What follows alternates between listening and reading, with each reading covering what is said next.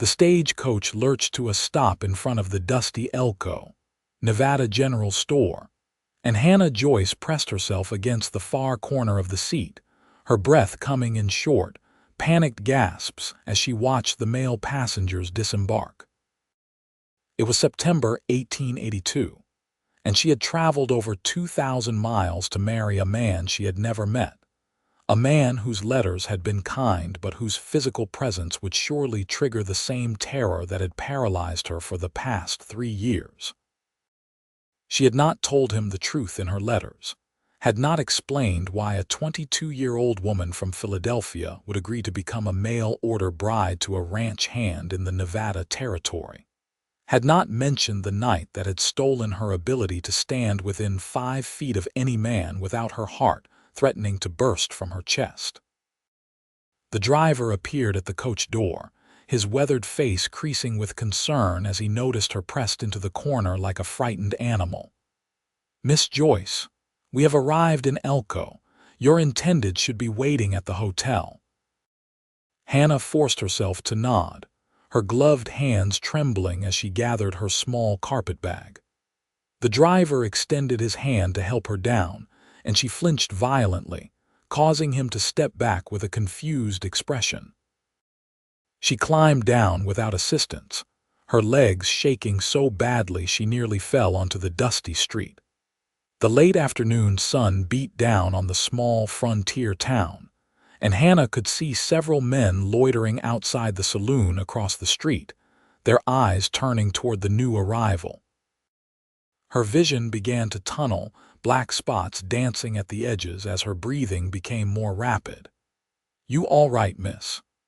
A woman's voice cut through the panic, and Hannah turned to see a middle-aged woman in a simple calico dress approaching from the general store. The concern in her eyes was genuine, and Hannah felt a small measure of relief at the feminine presence. "I am looking for the Mountain View Hotel," Hannah managed to say, her voice barely above a whisper. "Just down the street there, past the bank," the woman said, pointing to a 2-story wooden building with a painted sign. "I am Mrs. Patterson. If you need anything during your stay in Elko, you come find me at the store." Hannah thanked her and forced her feet to move, keeping her eyes fixed on the hotel ahead, avoiding looking at any of the men she passed. Each step felt like walking through deep water, and by the time she reached the hotel entrance, sweat had soaked through her travel dress despite the cooling evening air. Inside the small lobby, a balding man stood behind a desk, and near the window, a tall figure in dusty work clothes rose from a chair. "Miss Joyce." The voice was deep but gentle, and Hannah could not bring herself to look up at the speaker. She stared at the worn floorboards, her entire body rigid with fear. "I am Xander Sullivan," the voice continued, and she heard him take a step closer before stopping. There was a long pause, and Hannah could feel his eyes on her, could sense his confusion at her behavior. "I have been waiting for you. I hope your journey was not too difficult." She managed a slight shake of her head, still unable to lift her gaze above the level of his worn leather boots. They were caked with dried mud, and she focused on that detail, using it to anchor herself against the rising tide of panic. "I have taken a room for you here at the hotel," Xander said slowly, and she heard uncertainty creeping into his tone. "I thought you might want to rest before we talk about arrangements. The ranch is about 5 miles outside town, but we do not need to go there tonight." "Thank you," Hannah whispered, the words barely audible. Another pause stretched between them, thick with unspoken questions. Finally, Xander cleared his throat. "I will leave you to settle in then. Perhaps tomorrow we could speak. There is a restaurant next door that serves decent meals." Hannah nodded again, and she heard him move toward the door, his footsteps slow and hesitant. Only when the door closed behind him did she dare to breathe fully, her knees nearly buckling as the immediate threat passed. The hotel clerk handed her a key without comment, though his expression suggested he had witnessed many awkward meetings between mail-order brides and their intended husbands. None, perhaps, quite like this one. The room was small but clean, with a narrow bed covered in a faded quilt and a wash basin on a corner table.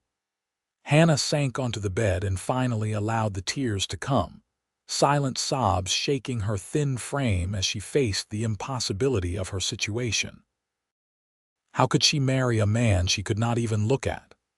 How could she explain that it was not him specifically that terrified her, but all men, any man, their size and strength and the terrible things they could do? 3 years ago, Hannah had been a different person.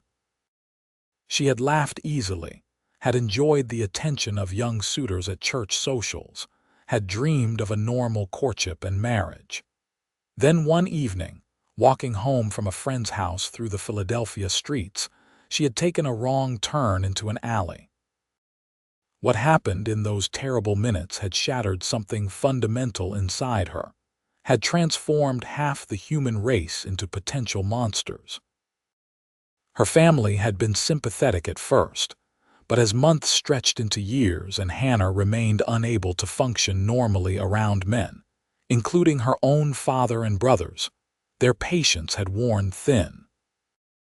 When her mother had shown her the advertisement in the newspaper seeking mail-order brides for the Western Territories, Hannah had initially refused. But the weight of being a burden, of seeing the frustration in her family's eyes, had eventually broken her down. She had convinced herself that perhaps a fresh start, far from the city where the attack had occurred, might help her heal. She had told herself that exchanging letters with Xander Sullivan, his words kind and his requests for a wife seeming genuine and respectful, meant she could learn to trust him. But the moment she had seen him standing in that lobby, every rational thought had fled, replaced by the same primal terror that had haunted her for 3 years. Sleep came fitfully that night, filled with fragmented dreams and long stretches of staring at the dark ceiling. When dawn light finally crept through the thin curtains, Hannah felt exhausted but knew she had to face Xander again. She could not hide in this room forever, could not waste his money on the hotel and the investment he had made in bringing her here. She washed her face in the basin, changed into a fresh dress the color of deep green, and braided her dark blonde hair with shaking fingers. Downstairs, the lobby was empty except for a different clerk, a young man who smiled at her in a friendly way. Hannah quickly looked away, hurrying out onto the street before he could speak.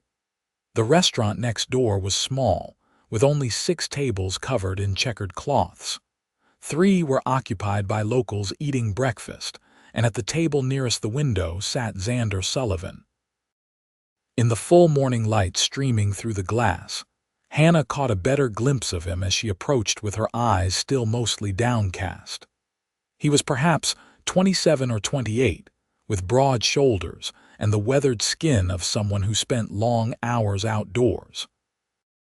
His hair was dark brown and his hands, wrapped around a coffee cup, were calloused and scarred from work.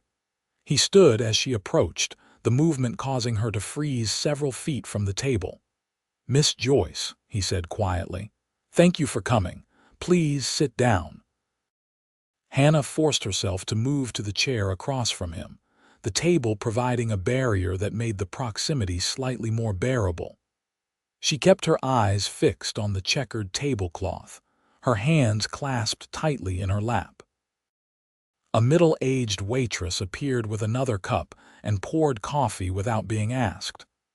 "I will bring you both the breakfast special," she announced cheerfully, then disappeared back into the kitchen. The silence stretched between them, broken only by the murmur of conversation from the other tables and the clink of silverware. Finally, Xander spoke, his voice careful and measured.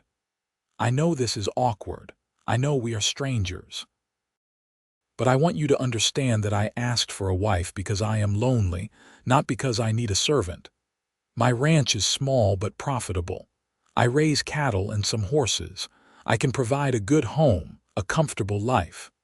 Hannah nodded slightly, still not meeting his eyes. I had hoped, he continued, and she heard him pause to take a breath, that we might spend some time getting to know each other before we married. The arrangement does not have to happen immediately if you need more time. The kindness in his words made Hannah's throat tighten. She wanted to explain, wanted to tell him that her behavior had nothing to do with him personally, but the words stuck in her throat. The waitress returned with 2 plates piled high with eggs, bacon, and biscuits, setting them down with a smile before leaving them alone again. "Can you tell me about yourself?" Xander asked gently. "Your letters mentioned you worked in a dress shop in Philadelphia. Did you enjoy that work?" Hannah forced herself to speak, though her voice was barely above a whisper. "Yes, I liked working with the fabrics, measuring and cutting and sewing. It was peaceful work." "That is a useful skill," Xander said, and she could hear the relief in his tone that she had answered. "There is not a proper seamstress in Elko. I am sure folks would appreciate someone with professional training." She nodded and managed to take a bite of eggs, though her stomach was in knots. The food was well prepared, but she could barely taste it. "You have family in Philadelphia?" Xander asked after a moment. "Yes. Parents, 2 brothers, a younger sister." Hannah paused, then added, "They were happy I was coming west. Fresh opportunities." What she did not say was that they had been desperate to have her gone, tired of accommodating her fears, exhausted by her inability to move forward with her life.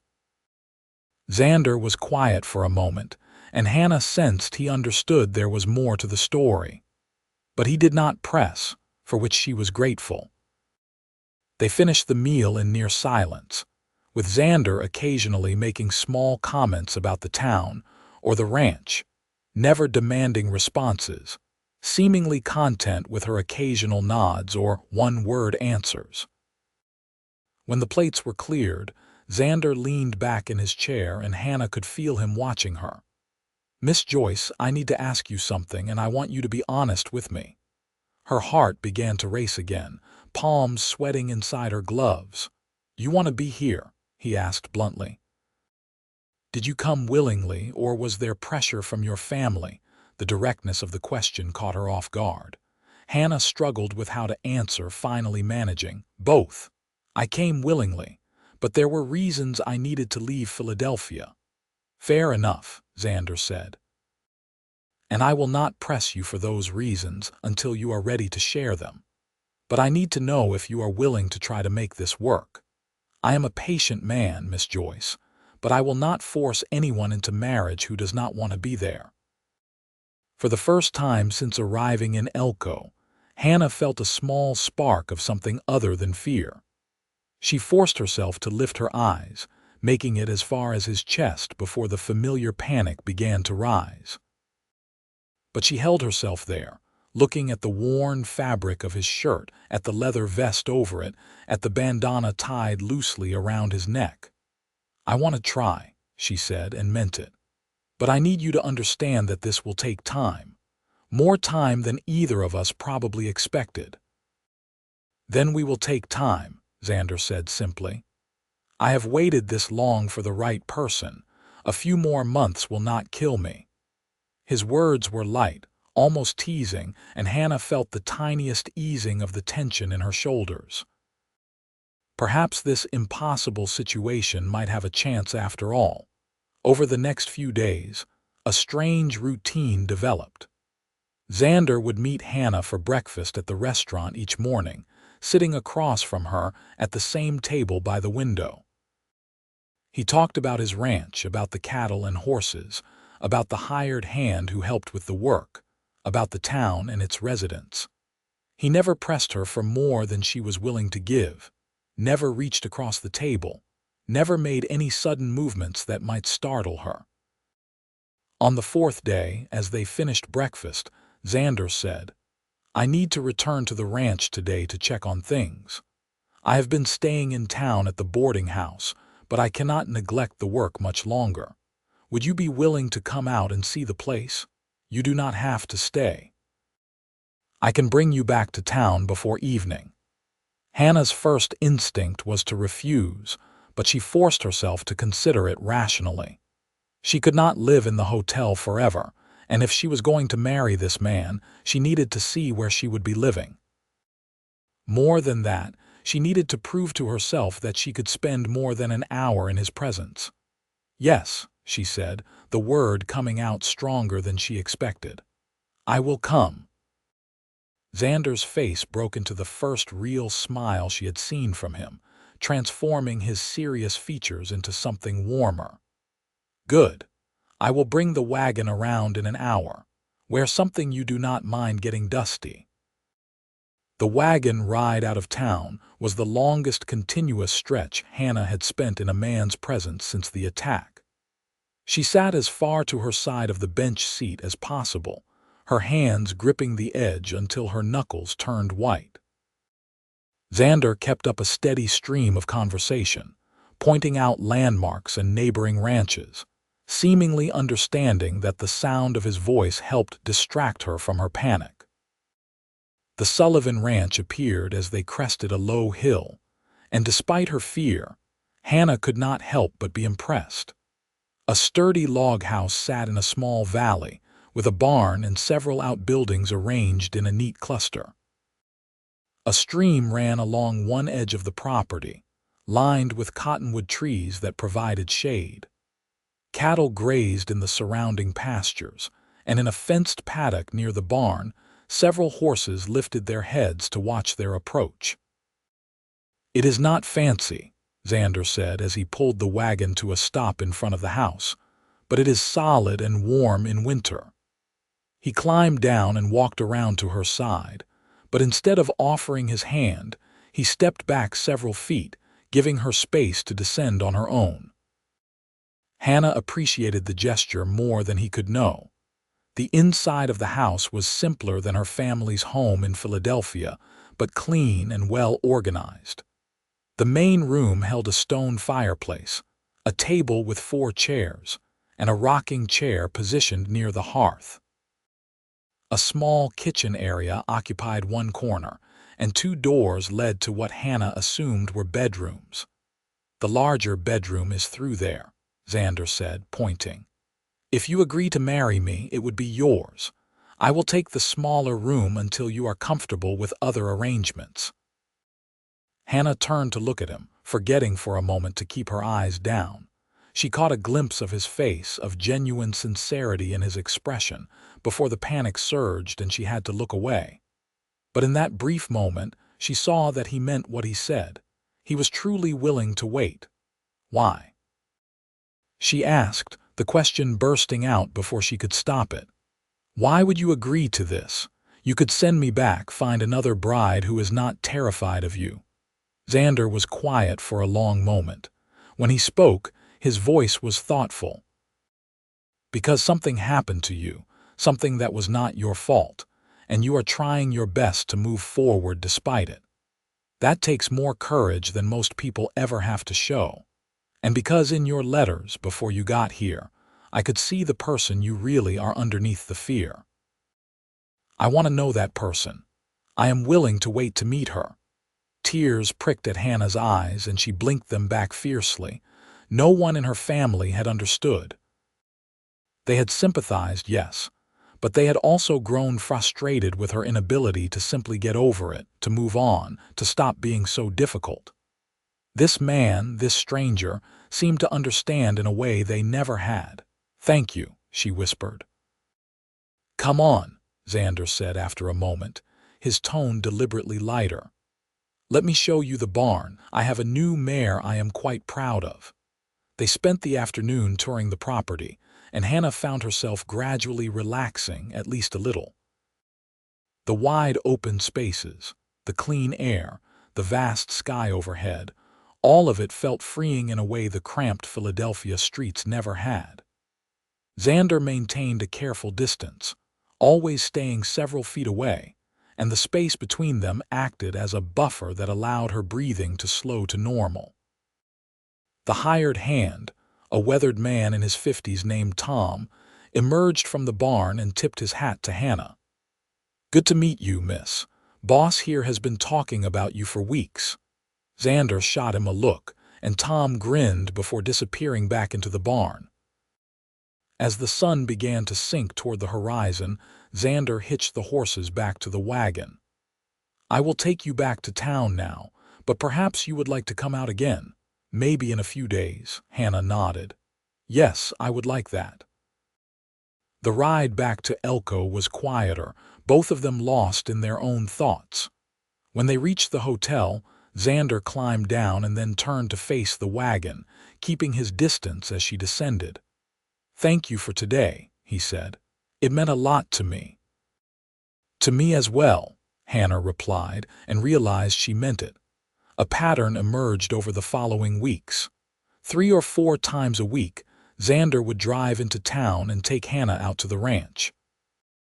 She began to help with small tasks, cooking meals in the kitchen, mending some of his worn shirts, organizing the cluttered shelves in the main room. The work felt good, purposeful, and the house began to feel less like a stranger's home and more like a place she might belong. Xander remained endlessly patient. He never tried to touch her, never moved too quickly in her direction, never crowded her in the small spaces of the house. When they sat at the table for meals, he always chose the chair that left her closest to the door, understanding without being told that she needed to know she had an escape route.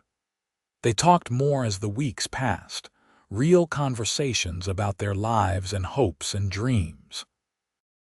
Hannah learned that Xander had come west 5 years ago after his parents died, seeking a fresh start. He had worked as a ranch hand for several years, saving every penny, before finally buying this property 2 years ago. "I always imagined building something permanent," he told her one evening as they sat on the porch watching the sunset. "A real home, maybe a family someday, but it gets lonely out here. That is why I decided to write to the mail-order bride service." "Do you regret it?" Hannah asked quietly. "This is not what you expected." "No," Xander said firmly. "I do not regret it.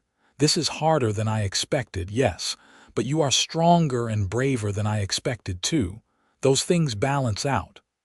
October gave way to November and the weather turned colder.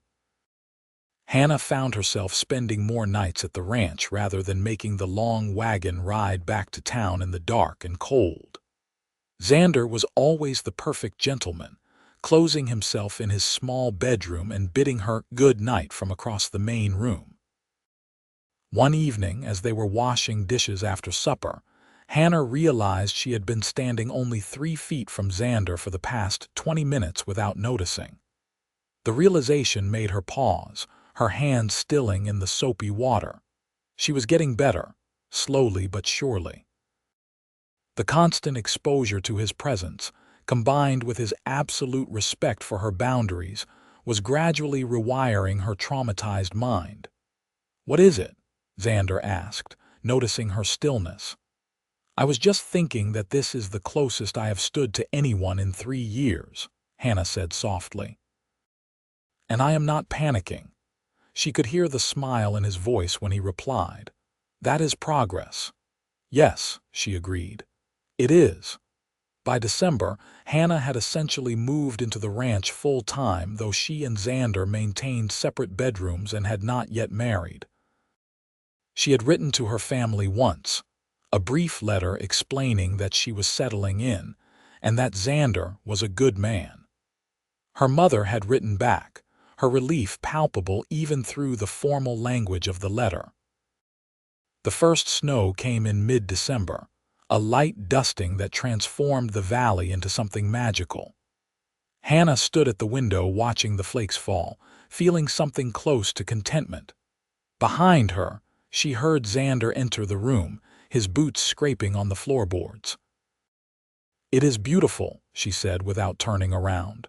"Yes," he agreed, and she knew he had stopped several feet behind her, maintaining their unspoken distance. "Hannah, I wanted to ask you something." She turned to face him, managing to lift her eyes to his chest. "What is it?" We have been doing this for 3 months now, Xander said carefully. And I know you are making progress. But I need to know if you can see a future where we are actually married, where we are really husband and wife in all the ways that means. Because if you cannot see that, if this is as far as we can go, I need to know. Not to pressure you, he added quickly, but because I need to understand what I am hoping for. Hannah's heart began to race, but she forced herself to really consider the question. 3 months ago, the idea of any physical intimacy with a man would have sent her into a complete panic. Now, standing here with Xander a few feet away, she could imagine it, distantly. She could imagine standing closer, could imagine perhaps eventually holding hands, could imagine a future where the fear did not dominate every interaction. I can see it, she said finally.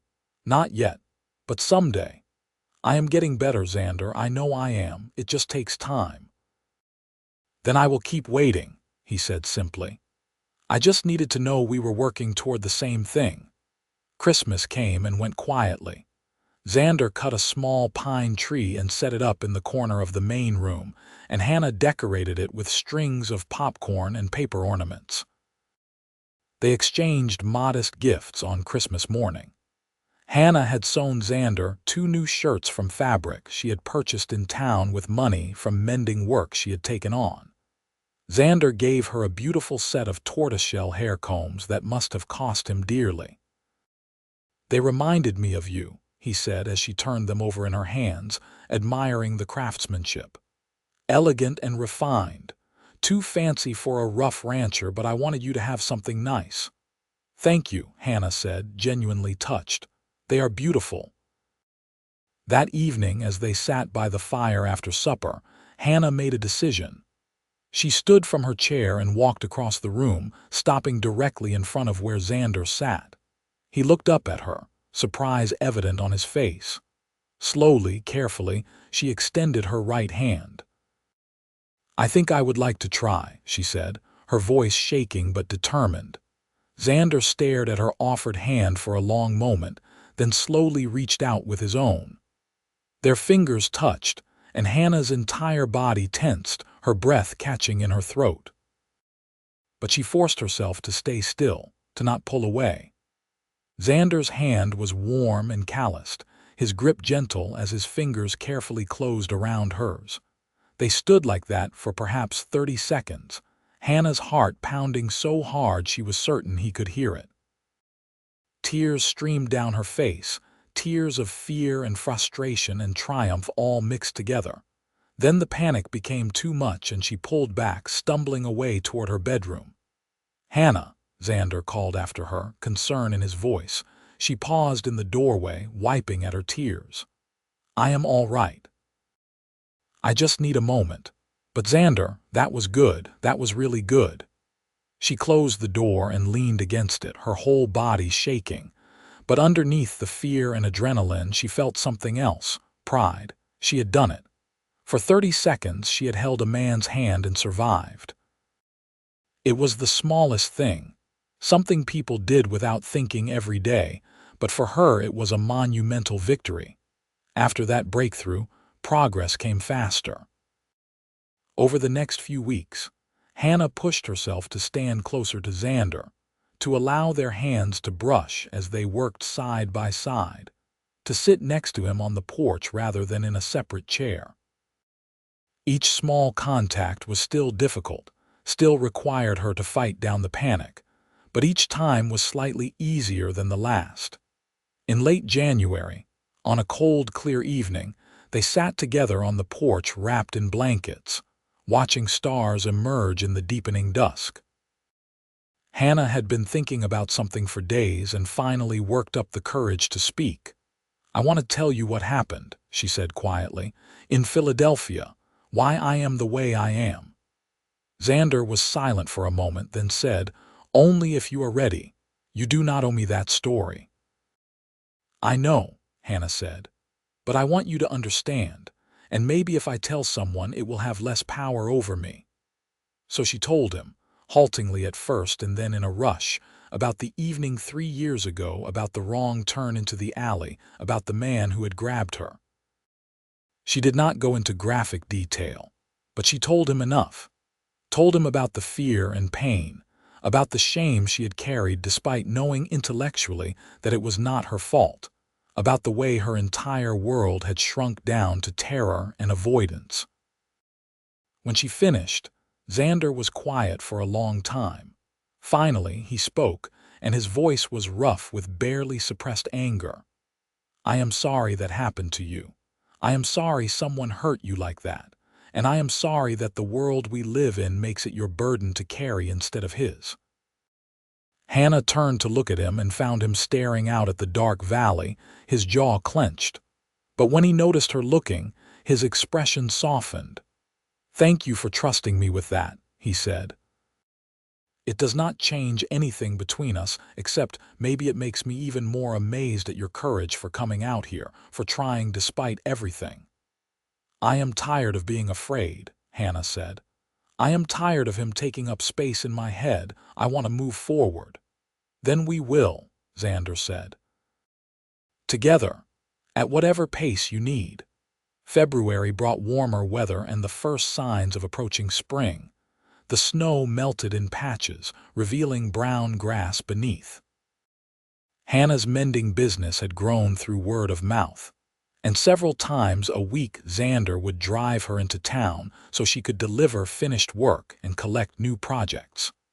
The extra income was modest, but made her feel more like a partner than a burden. One afternoon in town, as Hannah was leaving the general store after dropping off some mended shirts for Mrs. Patterson to return to their owners, she literally ran into another woman coming through the door. They both apologized, and the other woman, who was perhaps 30 with kind eyes and graying hair, smiled. "You must be Miss Joyce. I have heard about you from half the town.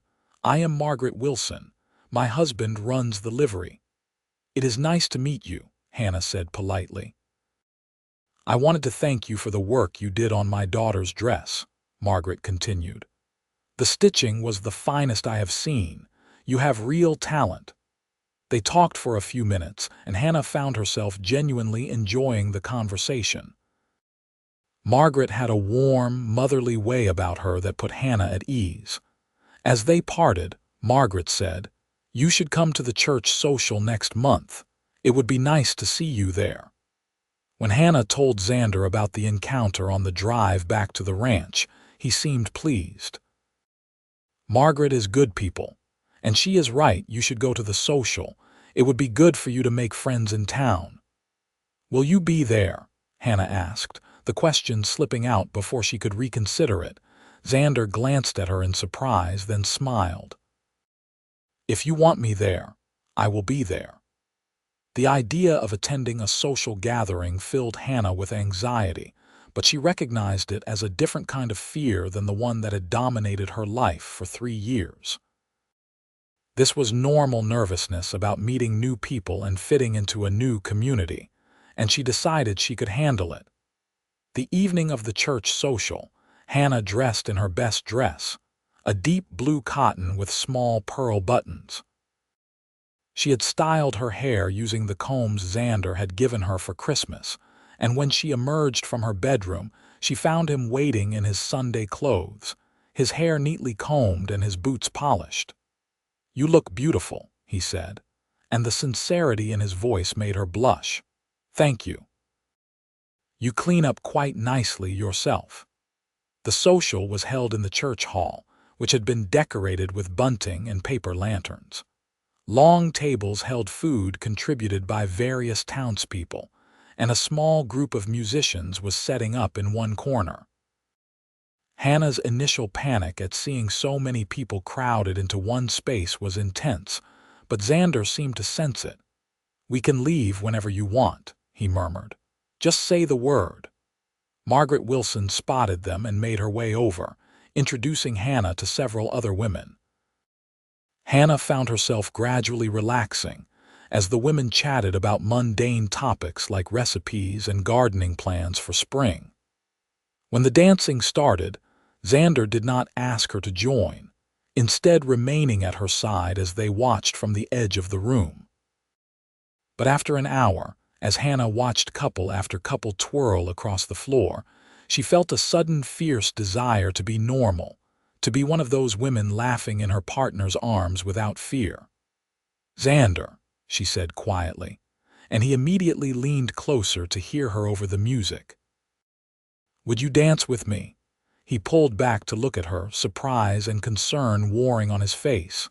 "Are you sure? We do not have to." "I want to try," she said firmly. Xander led her to the edge of the dance floor and turned to face her. The current dance was a simple waltz, and he held out his hands, palms up, waiting for her to make the connection. Hannah's heart was racing, but she forced herself to place her hands in his. His left hand moved to her waist, and she felt the panic surge, but she pushed it down, focusing on his face. For the first time since arriving in Elko, she let herself really look at him.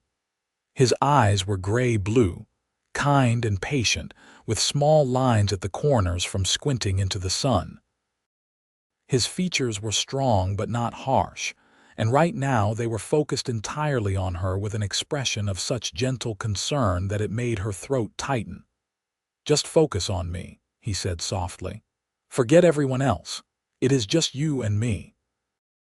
He began to move, leading her in the simple steps of the waltz, and Hannah followed, her body stiff at first but gradually loosening. They danced through one entire song and then another, and Hannah felt something shift inside her, some locked door beginning to open. When the music paused between songs, Xander asked, "Are you all right?" Hannah realized she was crying, tears streaming down her face, but they were not tears of fear. "I am dancing," she said, wonder in her voice. "I am dancing with a man, and I am not terrified." Xander's face broke into a huge smile, and he squeezed her hand gently.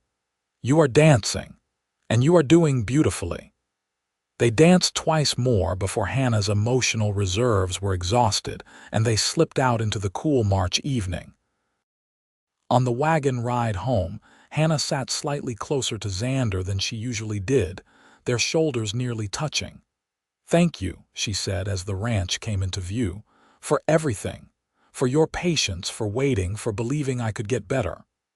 "You did the hard work," Xander said. "I just gave you space to do it." That night, after they had both changed into night clothes and said goodnight, Hannah lay in bed unable to sleep. She thought about the past 5 months, about how far she had come. She thought about Xander sleeping in the small bedroom across the main room, about how he had never once made her feel weak or broken, about how he had waited without complaint for her to be ready. She thought about the fact that she loved him. The realization did not come as a shock, but rather as a confirmation of something she had known for weeks but been afraid to acknowledge. She loved his patience, his kindness, his quiet strength. She loved the way he talked to his horses, the way he could fix anything that broke, the way he left wildflowers on the kitchen table sometimes just to make her smile. She loved the life they were building together, the partnership that was forming between them. The question was what to do about it. March gave way to April, and the valley transformed into shades of green as spring took hold. Calving season kept Xander busy from dawn until late into the evening, and Hannah found herself helping with tasks she never would have imagined months ago, bringing meals out to the barn, helping keep records of which cows had calved and any complications. One evening, after a particularly difficult birth that had required both of them working together to help the struggling calf into the world, they stood side by side at the pasture fence watching the exhausted mother nuzzle her new baby. Hannah's dress was ruined, covered in blood and mud, and she was more tired than she could remember being. But she was also exhilarated. "We did it," she said, grinning at Xander. He grinned back, looking equally exhausted and filthy. "We make a good team." Without thinking, Hannah reached out and took his hand. The gesture was so natural, so automatic, that she did not realize what she had done until she felt his fingers close around hers. She looked down at their joined hands and then up at his face, and found him watching her with an expression that made her breath catch. "Hannah," he said softly, and there was something in his voice that had not been there before, something deeper and more urgent. "I think," Hannah said slowly, carefully, "that I am ready, not for everything," she added quickly, "but for more, for us to really be together." "Are you sure?" Xander asked, and she could hear that he was holding himself back, waiting for her confirmation. "I am sure." "I love you," Hannah said, the words tumbling out before she could second-guess them. "I have loved you for weeks now, maybe months, and I am tired of fear dictating my life. I want to move forward. With you." Xander's face transformed, joy and relief and love all evident in his expression. "I love you too. I have been wanting to say it for so long, but I did not want to pressure you." "Will you kiss me?" Hannah asked, her voice shaking but determined. "I have never been kissed by someone I loved. I would like that experience with you." Xander lifted his free hand slowly, giving her time to pull away, and gently cupped her cheek. "Tell me if you need me to stop." He leaned in carefully, and Hannah held herself still, her heart pounding. When his lips touched hers, soft and gentle, the panic tried to rise, but she pushed it down, focusing instead on the warmth of his mouth, the tenderness of the kiss, the way his thumb stroked her cheek. It lasted only a few seconds before he pulled back, searching her face. "Okay," he asked. Hannah nodded, surprised to find she was smiling. "Okay. Good, actually." They tried again, and this kiss lasted longer, and Hannah felt herself begin to relax into it, to actually enjoy the sensation. When they finally pulled apart, both breathing hard, Xander rested his forehead against hers. "I will marry you whenever you are ready," he said. "Tomorrow, next week, next month, just say the word." "Soon," Hannah promised. "Very soon." 2 weeks later, on a warm April morning with wildflowers blooming across the valley, Hannah Joyce and Xander Sullivan were married by the circuit preacher in the small Elko church. Margaret Wilson and her husband stood as witnesses, and a small gathering of townspeople who had become friendly with the couple attended. Hannah wore a new dress she had sewn herself from cream-colored silk, a rare extravagance, and Xander wore his Sunday suit with a new tie. When the preacher asked if she took this man as her husband, Hannah looked directly into Xander's eyes and said, "I do," in a clear, strong voice. When the preacher pronounced them married and said Xander could kiss his bride, Hannah stepped forward into her husband's arms without hesitation. The kiss was brief and chaste, appropriate for the public setting, but it held the promise of their future together. The small congregation applauded, and as Hannah and Xander walked back down the aisle as husband and wife, Hannah felt a sense of triumph that had nothing to do with the wedding itself. She had fought her way back from trauma and terror, had rebuilt herself piece by piece, and now stood on the threshold of the life she had always wanted. That evening, back at the ranch that was now legally hers as much as Xander's, Hannah changed out of her wedding dress into a simple nightgown. Her hands shook as she brushed out her hair, and when she emerged from what was now their shared bedroom, she found Xander waiting nervously in the main room. "We do not have to," he began, but Hannah crossed the room and placed her finger on his lips to quiet him. "I want to," she said. "I am nervous, yes, but I want to share all of my life with you, including this. Just be patient with me." "Always," Xander promised, and took her hand to lead her back into the bedroom. What transpired that night was tender and sometimes awkward, with moments where Hannah's fear tried to resurface, and they had to stop and breathe through it together. But it was also healing in a way Hannah had not expected, replacing terrible memories with new ones built on love and trust, and mutual care. Xander was endlessly patient, constantly checking to make sure she was all right, and by the time they finally lay entwined in the darkness, Hannah felt as though some final broken piece inside her had been carefully mended. "Thank you for waiting for me," she whispered against his chest.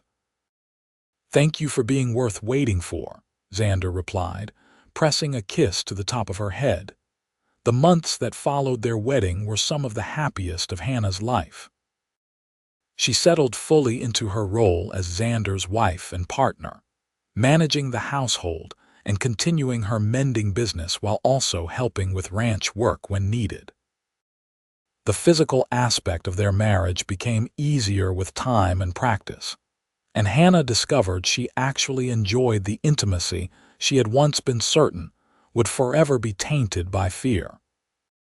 Summer brought long, hot days filled with work and evenings spent sitting on the porch watching the sun set over the valley.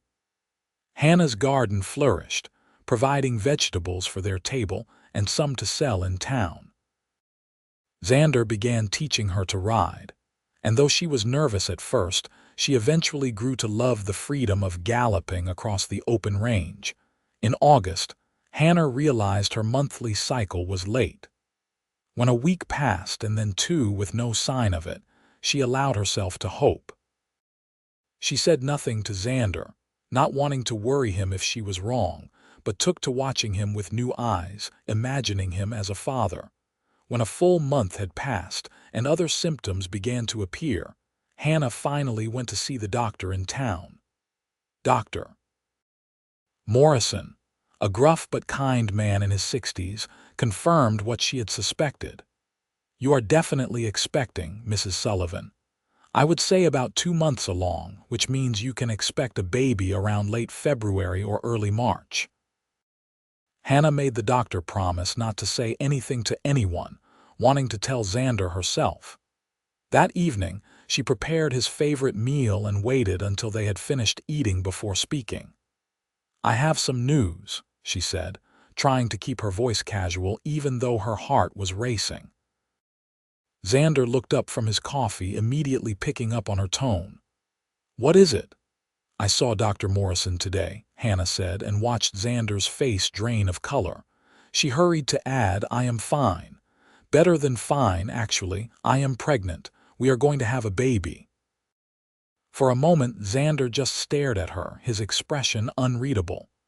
Then his face broke into the biggest smile she had ever seen from him, and he jumped up from his chair, crossing to her side of the table. "Really? A baby?" he laughed, the sound full of pure joy. "We are going to be parents." "Yes," Hannah confirmed, grinning up at him. "Around late February or early March, the doctor thinks." Xander pulled her gently to her feet and wrapped her in his arms, holding her close but carefully. "This is the best news, the absolute best news. Are you happy about it?" "I am terrified," Hannah admitted, "but yes, I am very happy." The pregnancy progressed smoothly through the fall. Hannah continued working as long as she felt able, though Xander became increasingly protective, trying to prevent her from lifting anything heavy or doing tasks he deemed too strenuous. By December, when her belly had swollen noticeably beneath her dresses, she finally agreed to rest more. Christmas that year was especially joyful. Xander surprised her with a hand-carved cradle he had been secretly working on in the barn, the wood sanded smooth and polished to a soft sheen. Hannah cried when she saw it, hormones making her emotional but also genuinely touched by the obvious love and care that had gone into its creation. "It is perfect," she said, running her hand over the curved edges. "Our baby will love it." Winter settled in fully in January, with heavy snows that sometimes kept them isolated at the ranch for days at a time. Hannah did not mind, content to spend the long evenings sitting by the fire with Xander, sewing small garments for the baby or reading aloud from the books they had ordered from back east. On a cold evening in late February, Hannah felt the first pains. She was washing dishes after supper when a cramping sensation swept across her belly, causing her to gasp and grip the edge of the sink. "What is it?" Xander asked immediately, at her side in an instant. "I think it is time," Hannah said, trying to keep her voice calm even though her heart was racing. "The baby is coming." Xander's face went pale, and for a moment he just stood there frozen. Then he snapped into action, helping her to the bedroom and then rushing to saddle his fastest horse. "I am going for Dr. Morrison and Margaret Wilson," he said, already pulling on his coat. "Will you be all right for an hour?" "Go," Hannah urged. "I will be fine. First babies take a long time." After he left, the house seemed very quiet except for the ticking of the clock and the occasional pop from the fire. The pains came in waves, gradually getting stronger and closer together. Hannah paced the bedroom, breathing through the contractions like Margaret had told her to do when they had talked about the birth. Xander returned with both the doctor and Margaret in record time, all three of them dusted with snow. Margaret immediately took charge, sending Xander to boil water and gather clean linens while she helped Hannah into a nightgown and examined her progress. "You are doing well," Margaret assured her, "but it will be a few more hours yet. First babies like to take their time." She was right. The labor continued through the night, long hours of increasing pain and exhaustion. Xander stayed in the main room at Margaret's insistence, though Hannah could hear him pacing, his footsteps wearing a path across the floorboards. Each time she cried out, she heard his pace falter, and knowing he was there, just beyond the door, gave her strength. Dawn was breaking, pale light filtering through the bedroom window, when the baby finally came. One last tremendous effort, and suddenly there was a new sound in the room, the thin wail of an infant taking its first breath. "It is a boy," Dr. Morrison announced, holding up the squirming, red-faced baby. "A healthy baby boy." Margaret quickly cleaned the baby and wrapped him in a soft blanket before placing him in Hannah's arms. Hannah stared down at the tiny face, at the small nose and rosebud mouth, and felt overwhelmed by a wave of love so intense it took her breath away. "Can Xander come in now?" she asked, unable to look away from her son. Margaret opened the door and beckoned, and Xander practically ran into the room. He stopped at the sight of Hannah holding the baby, his expression one of awe and wonder. "Come meet your son," Hannah said softly. Xander approached slowly, as though afraid he might break the spell. He sat carefully on the edge of the bed and looked down at the baby in Hannah's arms. The infant had stopped crying and was making small snuffling sounds, his tiny fist waving in the air. Without thinking, Xander extended his finger and the baby's hand closed around it with surprising strength. "He is perfect," Xander whispered, his voice rough with emotion. "You are both perfect." They named him Henry Thomas Sullivan, and from his first day he was the center of their world. Hannah had worried during her pregnancy that caring for a male child might trigger her old fears, but she found that instead Henry's presence helped heal even more of the old wounds. This tiny, helpless person needed her, and she needed him, and there was nothing but love in that exchange. Xander proved to be a devoted father, helping with feedings and changings, walking the floor with Henry when he fussed, singing soft lullabies in his deep voice. Watching him with their son, Hannah fell in love with him all over again. The months after Henry's birth were exhausting but joyful. Hannah's mending business was temporarily suspended as she focused on caring for the baby, but she did not mind. There would be time for that later. For now, she was content to spend her days with her son and her evenings with her family, the three of them sitting by the fire as spring returned to the valley. On a warm evening in May, when Henry was 3 months old and sleeping peacefully in his cradle, Hannah and Xander sat on the porch watching the sunset. Hannah leaned against her husband's shoulder, his arm around her waist, and reflected on how far she had come in the past 2 years. "What are you thinking about?" Xander asked, pressing a kiss to her temple. "About how I almost let fear steal my whole life," Hannah said honestly. "About how grateful I am that I found the courage to come here to give this a chance." "I am grateful too," Xander said. "Every single day." "Do you know what tomorrow is?" Hannah asked, a smile playing at her lips. "May 15th, Xander said, confused. "It is exactly 18 months since the day you first held my hand," Hannah told him. "I have been counting. 18 months from the day we touched for 30 seconds to now, where we have a child together and a life together, and I am not afraid anymore." Xander pulled back to look at her, his expression serious. "Are you really not afraid anymore?" Hannah considered the question honestly. "Sometimes I still have moments when I am in town and someone moves too quickly or stands too close. But they are brief now and they pass. With Henry, I am not afraid at all. You gave me that, Xander. You gave me back my life." "You gave yourself back your life," Xander corrected gently. "I just had the privilege of being there to witness it." They sat in comfortable silence as the sun sank below the horizon, and the first stars appeared in the darkening sky. From inside the house came a small whimper as Henry began to wake from his nap, and Hannah rose to go to him. "I will get him," Xander said, standing as well. "You rest." Hannah watched him disappear into the house and then turned back to look out at the valley, at the home they had built together, at the life that had seemed impossible just 2 years ago. She thought about the terrified woman who had arrived in Elko that September day in 1882, unable to even look at the man she had come to marry. That woman felt like a stranger now, someone from a different lifetime. The present Hannah was strong, healed, loved, and loving in return. She was a wife, a mother, a partner, a survivor. She was living proof that patience and gentleness and unwavering support could help heal even the deepest wounds. Xander emerged from the house carrying Henry, and Hannah's heart swelled at the sight of them, her two favorite people in the world.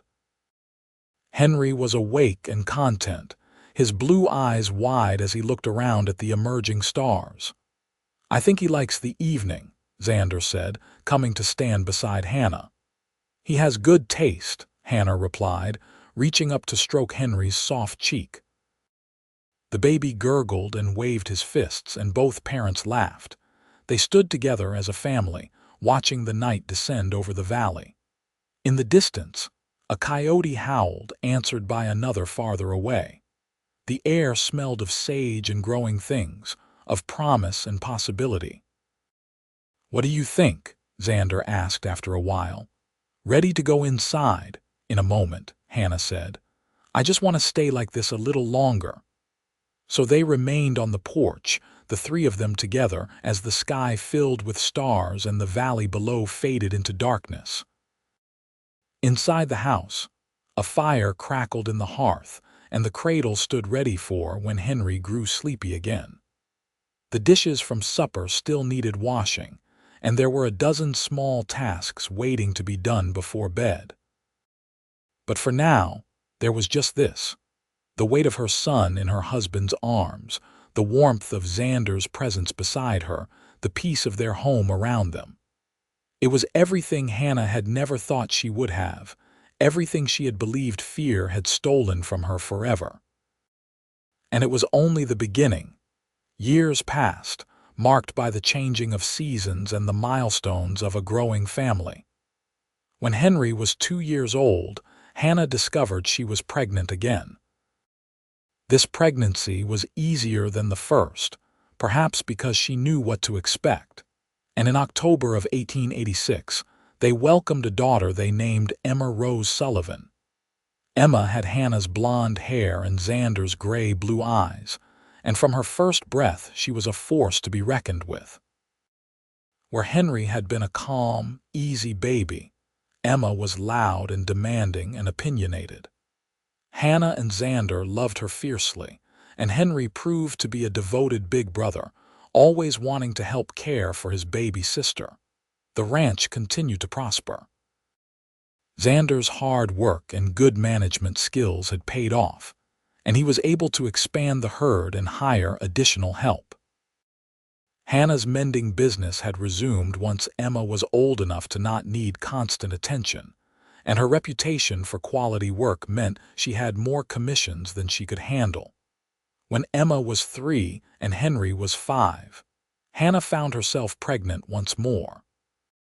This time she gave birth to twin boys, Samuel and Nathan, who were identical in appearance but vastly different in temperament.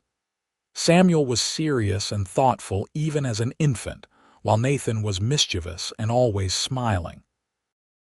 The house that had once seemed spacious now rang with children's laughter and the constant activity of a large family. Xander added on 2 more bedrooms, and the main room always seemed full of toys and books, and the general chaos of raising 4 young children. Through it all, Hannah and Xander's love only deepened. They had learned early in their relationship how to communicate without words, how to support each other through difficult times, how to find moments of peace and connection even in the midst of chaos. On their 10th wedding anniversary, Xander surprised Hannah by arranging for Margaret Wilson to watch the children overnight so he could take Hannah to a small hotel in Elko. It was the first time they had been alone together, without children, in years. "I wanted to remind you that you are not just a mother," Xander said as they sat down to dinner in the hotel restaurant. "You are also my wife, the woman I fell in love with, and I wanted time to just be us." Hannah reached across the table and took his hand, a gesture that was now so natural she never thought twice about it. "I love you, even more than I did the day we married, which I did not think was possible." "The feeling is entirely mutual," Xander said, bringing her hand to his lips and kissing her knuckles. "You have given me everything I ever wanted, and so much more than I ever dreamed of having." That night, in the privacy of the hotel room, they made love with the unhurried passion of a couple who knew each other's bodies intimately, who could communicate with touches and sighs as much as words. Afterward, lying in Xander's arms, Hannah reflected on the incredible journey they had taken together. "You remember the first time I held your hand?" she asked softly. "Christmas night, almost 9 years ago," Xander replied immediately. "You were so brave, even though I could feel you shaking." "I was terrified," Hannah admitted, "but I was also determined. I wanted to get better, wanted to have a normal life with you." "And now look at us," Xander said, a smile in his voice. 4 children, a successful ranch, a life neither of us could have imagined back then. "Do you ever wish I had been normal from the beginning?"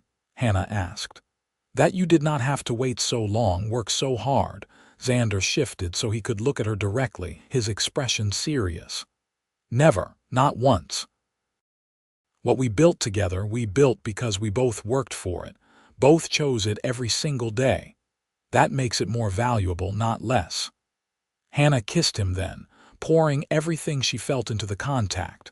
Some things she had learned were beyond words. The children grew, each developing their own personality and interests. Henry showed an aptitude for ranching, following Xander around and learning everything he could about caring for cattle and horses. Emma was fascinated by Hannah's sewing work and began creating her own designs, some remarkably sophisticated for a child her age. The twins were still young but already showing their individual natures, Samuel drawn to books and quiet contemplation, Nathan to outdoor adventures and physical activity. When Henry turned 12, Xander began teaching him to shoot, a necessary skill for ranch life. Hannah had worried about this, old memories stirring, but watching her son carefully learn gun safety and proper handling under his father's patient instruction, She felt only pride. This was so different from violence, this teaching of responsibility and respect. Emma started helping Hannah with the mending business when she was 10, her small fingers surprisingly deft with needle and thread. Mother and daughter would spend hours together working on projects, talking about everything and nothing, building the kind of relationship Hannah had once feared she would never be capable of having. The twins, at 7, were enrolled in the small school that had finally been established in Elko, making the daily trip into town in the wagon driven by Tom, who was still working for the ranch despite his advancing age. They came home each day full of stories about their lessons and the other children, their energy seemingly endless. Life was full and busy and good, so good that sometimes Hannah had to stop and marvel at it. On a September day in 1893, exactly 11 years after she had first arrived in Elko, Hannah stood in almost the same spot she had stood when she climbed down from the stagecoach, terrified and broken. She was in town to deliver some finished mending and pick up supplies, and as she stood outside the general store watching the familiar bustle of the street, she thought about that frightened young woman. How far she had come, how much she had overcome, how full her life had become. "Mama." Emma's voice called, and Hannah turned to see her daughter running toward her, blonde braids flying. At 11 years old, Emma was becoming a young lady, though she still had moments of pure childhood enthusiasm. "Mrs. Patterson has the new fabric catalogs in. Can we look at them before we go home?" "Of course," Hannah said, smiling at her daughter's excitement. They spent a pleasant hour looking through the catalogs, Emma pointing out patterns and colors she thought would work well for various projects. Mrs. Patterson, who had been one of Hannah's first friends in Elko, watched them with a fond smile. "You have a good daughter there, Hannah," she said. "Talented like her mother." "Thank you," Hannah replied, feeling the familiar warmth of pride. "She is growing up too fast, though." "They all do, Mrs. Patterson agreed. "But you and Xander have raised them well. The whole town can see that." On the ride back to the ranch, Emma chattered about the fabric she wanted to order and the dress she planned to design. Hannah listened with half her attention, the other half marveling at this confident, creative, happy child. This was what she had been fighting for during those dark, early months with Xander. This future where she could be a mother, could raise children, could give them the kind of stable, loving home she had always wanted. When they arrived at the ranch, Henry was in the corral working with one of the new colts, his movements confident and sure. The twins were supposed to be doing homework, but were instead engaged in some kind of elaborate game involving stick swords and a great deal of dramatic dying. Xander was repairing a fence near the barn, his shirt sleeves rolled up and his hat pushed back on his head. He looked up as the wagon approached and broke into a smile, the same smile that still made Hannah's heart skip a beat even after 11 years of marriage. He set down his tools and walked over to help her down from the wagon seat, his hands warm and familiar at her waist. "How was town?" he asked, stealing a quick kiss before Emma could see and tease them about it. "Productive," Hannah replied. "And Emma has big plans for new projects." "I heard that," Emma called from the back of the wagon where she was gathering packages. "And they are excellent plans, Papa. You will love the new shirts I am going to make you," Xander laughed. "I am sure I will." That evening, after the children were all in bed and the house was finally quiet, Hannah and Xander sat on the porch as they so often did, watching the stars emerge in the darkening sky. It had become their ritual over the years, this quiet time together at the end of each day. "I was thinking today about the woman I was when I first arrived here," Hannah said softly, "about how impossible all of this would have seemed to her." Xander's arm tightened around her shoulders. You were always capable of this. You just needed time and safety to heal. And patience, Hannah added. So much patience on your part. It was not hard to be patient, Xander said. I could see who you really were underneath the fear. I knew you were worth waiting for. 6 months, Hannah said, shaking her head in wonder. It took 6 months from the day we met until you could hold my hand. And now look at us. Now look at us, Xander echoed. 4 children, 11 years of marriage, and I still get excited every time you smile at me. Hannah turned to kiss him, a long, sweet kiss that still held all the passion of their early days together, but was now enriched by years of shared life and love. I want you to know something, Hannah said when they finally pulled apart. Everything good in my life, everything I love and treasure exists because you believed I could heal. Because you waited, because you were patient, because you never gave up on me even when I had almost given up on myself. Hannah, Xander began, but she pressed her fingers to his lips. Let me finish. You saved my life, Xander, not by rescuing me, but by giving me the space and time and support to rescue myself. And I will spend the rest of my life being grateful for that, and for you. Xander's eyes were bright with emotion as he pulled her close. And I will spend the rest of my life being grateful that you had the courage to take a chance on a lonely rancher in Nevada. We saved each other, Hannah. We built this life together. They sat together in comfortable silence, listening to the sounds of the night. From inside the house came a small cry as one of the twins woke from a bad dream, and Hannah rose to go to him. Xander followed, both of them moving through the familiar routine of comforting their child and tucking him back into bed.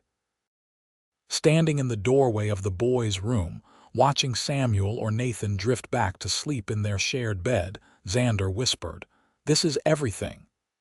"Yes," Hannah agreed softly. "This is everything." The years continued to pass in the comfortable rhythm of ranch life. The children grew and changed, each reaching their own milestones. Henry turned 18 and began taking on more responsibility for the ranch, working side by side with his father and showing every sign of one day taking over the operation. Emma, at 16, had her first serious beau, a nice young man from town whose family ran the bank. The twins, now 12, were inseparable despite their different interests, always looking out for each other. Hannah and Xander grew older too, their hair showing threads of gray, their faces marked by years of sun and wind and laughter. But their love remained as strong as ever, tested by time and proven unbreakable. On their 20th wedding anniversary, in April of 1903, the entire family gathered for a celebration. Henry and his new wife Sarah, who had married the previous summer, were there. Emma came from Carson City, where she had moved to apprentice with a prominent dressmaker. The twins, now 15 and both taller than their mother, helped set up tables in the yard for the feast. Friends from town came to celebrate, including Margaret Wilson and her family, Mrs. Patterson from the general store, Dr. Morrison, who had delivered all 4 of their children, and dozens of others who had become part of their life over the past 2 decades. As Hannah looked around at the gathering, at the life she and Xander had built, she was struck once again by how impossible this would have seemed to the terrified young woman who had arrived in Elko in 1882. When the evening wound down and the guests had departed, Hannah and Xander found themselves alone on the porch once more, in the place where they had spent countless evenings over the years. 20 years, Hannah said softly. It seems like both forever and no time at all. The best 20 years of my life, Xander replied, pulling her close, and I look forward to 20 more and 20 after that. I love you, Hannah said simply, more than words can express. I love you too, Xander replied. Always have, always will. As they sat together under the stars, Hannah reflected on the incredible journey they had taken. From that first terrible moment when she could not even look at him, to holding hands after 6 months, to their wedding, to the births of their children, to this moment now, surrounded by the fruits of their love and partnership. She thought about the patience it had taken, the courage, the determination to not let fear win. She thought about Xander's unwavering support, his gentle understanding, his willingness to wait as long as necessary for her to heal. Most of all, she thought about love. The kind of love that was patient and kind, that did not demand or pressure, that gave freely without expectation of return. The kind of love that could heal the deepest wounds and build the strongest foundations. That was what they had found together, she and Xander. That was what they had built, stone by stone, moment by moment, over 6 months of careful courtship and 20 years of marriage, and it was worth every moment of fear overcome, every small victory celebrated, every patient day of waiting. It was worth everything and more. Inside the house, a clock chimed 10, and Xander stood, offering Hannah his hand. She took it without hesitation, this gesture that had once been such a monumental achievement now as natural as breathing. Hand in hand, they walked into their home, into the life they had created together, into the future that stretched bright and promising before them. The story that had begun with terror and patience had become a story of love and triumph, of healing and hope, of two people who had found each other against the odds and built something beautiful together. And that was exactly as it should be. That was their happily ever after, earned through patience and courage and unwavering love. It was real and hard-won and absolutely perfect. The end.